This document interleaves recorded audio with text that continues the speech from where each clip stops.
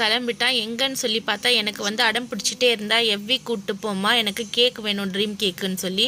அங்கே போய் பார்த்தா நாங்கள் வந்து ரேவதி தாண்டி தான் போனோம். போகும்போதே இந்த அம்மா பிளான் போட்டு தான் போயிருக்கு.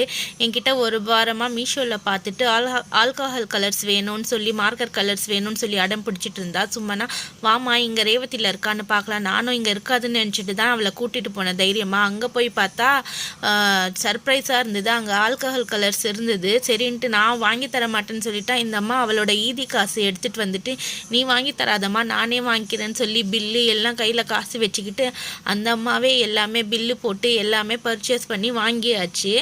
சும்மானா எனக்கு நான் வந்து இது வாங்க தான் வந்தேன், நான் சும்மா சொன்னேன் எவ்வி கேக்கு போகலாம் அப்படின்னு சொல்லிட்டுன்னு சொல்லி என்ன சொன்னா, சரிம்மா உன் காசு தானே வாங்கிக்கோ, எனக்கு என்ன, நான் காசு கொடுக்க மாட்டேன் அப்படின்னு சொல்லிட்டேன். அப்படியே சந்தோஷமாக ரொம்பவே குஷியாயிட்டா. அதே ரேட்டு தான் மீஷோவில் இருந்த ரேட்டு தான் இருந்துச்சு. ஓகே ஃப்ரெண்ட்ஸ், பாய்.